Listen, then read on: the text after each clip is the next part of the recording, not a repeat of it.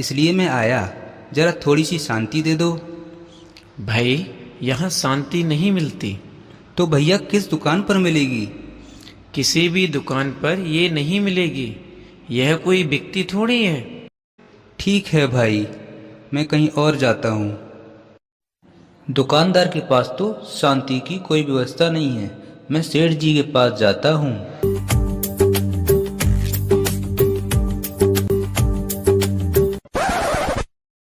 जय श्री राम सेठ जी। जयराम जी की भाई, कहो आज कैसे आना हुआ? सेठ जी, मैं शांति की खोज में हूँ।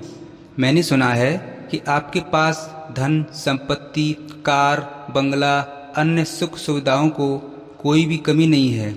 मैं आपके पास इसलिए आया हूँ कि आपके पास तो शांति की कोई कमी नहीं होगी। कृपया करके मुझे थोड़ी सी शांति दे दीजिए। भाई अशांतमल, यह तो तूने ठीक कहा है कि पैसे के बल पर मैंने सब सुखों के साधन जुटा लिए हैं, लेकिन पैसों से क्या नहीं खरीदा जा सकता। महीने में 4 बार तो हांगकांग घूमकर आया हूँ। पर भाई वास्तव में तो जो समस्याएं तुम्हारी हैं वही मेरी भी हैं। ज्यों-ज्यों मेरे पास भौतिक साधन बढ़ते गए हैं, शांति मेरे जीवन से दूर होती चली गई है।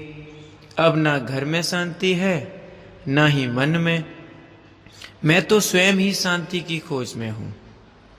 अच्छा, मैं तो इसी आशा से आपके पास आया था कि आपके पास तो शांति मिलेगी ही, परंतु अब तो मुझे कहीं और ही तलाश करनी पड़ेगी शांति की। अरे सुनो भाई, यदि तुम्हें शांति मिल जाए तो थोड़ी मुझे भी देकर जाना। अच्छा, भूल मत जाना। जरूर जरूर सेठ जी, जरूर। अरे यहाँ तो कोई बात ही नहीं बनी। चलो मैं इन राजनेता जी के पास जाता हूँ, शायद यहाँ कुछ बात बन जाए।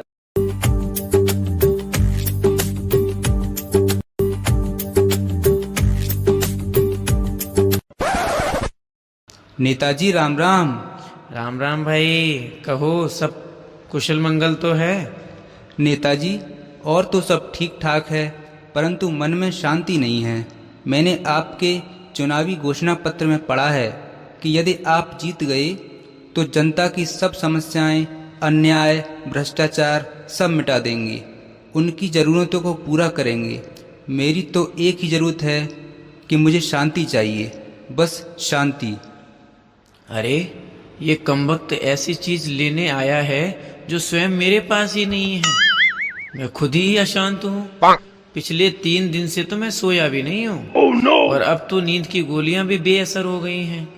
हाँ भाई अशांतमल, मैं कहीं विचारों में खो गया था। भाई देखो, यह विषय ऐसा है शांति का जिसकी मेरे पास भी कोई बहुत शॉर्टेज है। इसलिए हम जनता को शांति देने का वायदा नहीं करते। यह काम हमारा नहीं है भैया। हाँ, यदि तुम्हें कोई सिफारिश की जरूरत हो तो मेरे दरवाजे सदा खुले रहेंगे। कभी भी आना। अभी तो मुझे एक चुनावी सभा को संबोधित करने जाना है। क्षमा करना भाई। हाँ, यदि तुम्हें कहीं शांति मिल जाए तो उसका पता ठिकाना मुझे जरूर बता के जाना। धनी लोगों के पास शांति नहीं, नेताओं के पास शांति नहीं, आखिर मुझे शांति कहीं मिलेगी भी? चलो कोई बात नहीं, मैं वैज्ञानिक जी के पास जाता हूँ।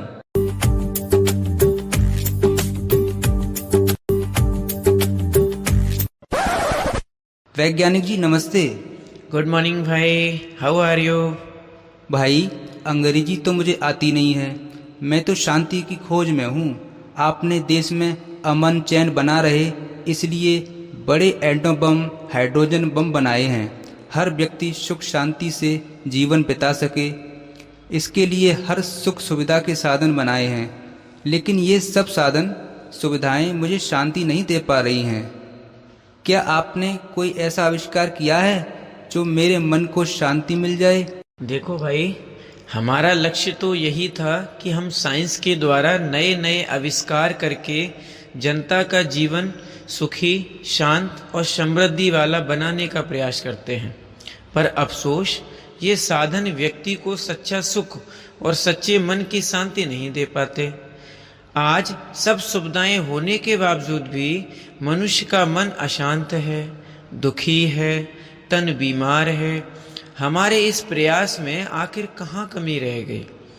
हमने देश की सुरक्षा के लिए देखो एटम बम, हाइड्रोजन बम बनाए हैं, पर अफसोस हमारी इन सबसे बड़ी उपलब्धि ने तो सारी मानवता को ही भयभीत कर दिया है। हमने चाहा तो था सबको शांति के सिंहासन पर बैठाना, लेकिन सबको बारूद के ढेर पर बैठा दिया है। अपने आविष्कारों का यह विनाशकारी परिणाम देख देखकर मेरा सिर अशांति की पीड़ा से फटा जा रहा है। मैं सोचता हूँ कि हमारे एक छोटे से प्रयास ने ही जापान के हिरोशिमा और नागासाकी शहरों को ध्वस्त कर दिया था। तो आज तो हमारे पास दुनिया को सैकड़ों बार ध्वस्त करने जितनी सामग्री बनी पड़ी है। जब ये सामग्री प्रयोग होगी ना, तो दुनिया का क्या हाल होगा। ऐसे में शांति का प्रश्न तो सारी दुनिया के सामने खड़ा है। कैसे मिलेगी शांति? क्या होगा दुनिया का? पानी ही पानी, पानी ही पानी। ओहो बाप रे, यह तो मेरे से भी अधिक अशांत है। यदि कहीं शांति मिली तो सबसे पहले इसी को देकर आऊंगा। यह तो मेरे से भी बड़ा शांति का भिखारी है।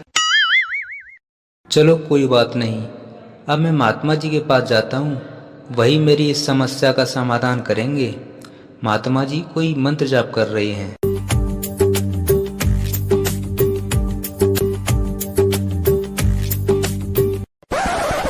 महात्मा जी, मन की शांति को अनेक जगह तलाशता हुआ मैं बड़ी आशा से आपके पास आया हूँ। मुझे पूरा विश्वास है कि मेरी इच्छा आपके पास ही पूर्ण हो सकती है। आपने तो घर वार का त्याग किया है, प्रभु की शरण में आए हैं। आपका तो भगवान से डायरेक्ट कनेक्शन होगा। मेरी शांति की प्यास आप ही बुझा सकते हैं। महात्मन, मेरी इच्छा पूर्ण कीजिए। सुखी रहो बच्चे, सुखी रहो। देखो बच्चे, शांति केवल एक तुम्हारा ही प्रश्न नहीं है, बल्कि सारी दुनिया के सामने ये बहुत बड़ा सवाल है। शांति थोड़े समय के लिए नहीं, पूरे जीवन के लिए चाहिए, बल्कि यहाँ तक कि मरने के बाद भी। हम अपनी साधना के फलस्वरूप थोड़े बहुत लोगों को थोड़े समय के लिए तो शांति का अनुभव करा सकते हैं, लेकिन जहाँ सारी दुनिया को सदा काल के लिए शांति मिलने की बात आती है, तो वह तो हम भी नहीं कर सकते, क्योंकि हम फिर भी जन्म, मृत्यु, कर्म और फल के अधीन हैं। यह कार्य तो परमात्मा ही कर सकता है। फिर महात्मा जी, मुझे परमात्मा का पता बताइए। वह कौन है, कहाँ रहते हैं? ऐ खुदा तू बता, तेरा क्या नाम है? तू है रहता कहाँ, तेरा क्या काम है? ऐ खुदा तू बता, तेरा क्या नाम है? तू है रहता कहाँ, तेरा क्या काम है? महात्मा जी, मुझे बताइए कि वह परमात्मा मुझे कहाँ मिल सकता है? देखो बच्चे, मैंने सुना है कि परमात्मा का सत्य परिचय ब्रह्मा कुमारियों के पास है। तुम वहां चले जाओ और तुम्हारी सारी मनोकामनाएं पूर्ण हो जाएंगी। चलो, तो मैं ब्रह्मा कुमारी आश्रम में ही चलता हूँ। अशांतमल खुश होता हुआ ब्रह्मा कुमारी आश्रम में जाता है।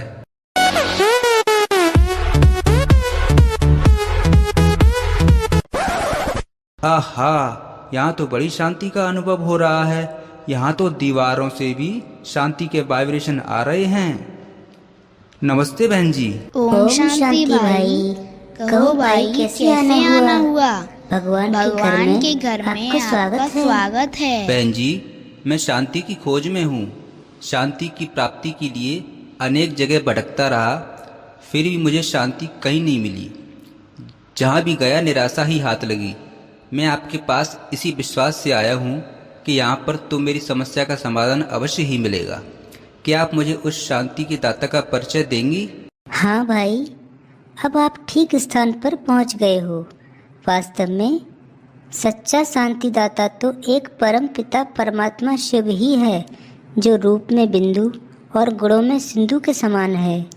वही सच्ची शांति दे सकते हैं, क्योंकि वे जन्म मरण कर्म फल के अधीन नहीं है। आज इंसान ने सुख सुविधाओं के साधन जुटा लिए हैं।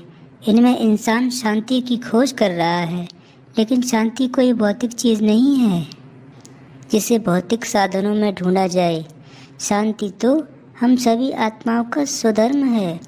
जब हम अपने सच्चे स्वरूप को और अपने पिता परमात्मा को जान लेते हैं तो फिर हमारी बुद्धि का योग शांति के सागर परमात्मा से जुट जाता है और आत्मा परम शांति का अनुभव करती है। यही राजयोग है जो संस्था द्वारा सिखाया जाता है। आप भी इस राजयोग को सीखकर सच्ची शांति का अनुभव कर सकते हैं। यह राजयोग हमारे हर सेवा केंद्र पर बिल्कुल निःशुल्क सिखाया जाता है। अरे क्या बात है, इतनी अमूल्य प्राप्ति और वो भी बिना मूल्य। मैं तो आज से ही शुरू कर देता हूँ। वाह, इससे बड़ी तो कोई बात ही नहीं है। आओ शिव का ध्यान धरें, आशा का करें उजाला।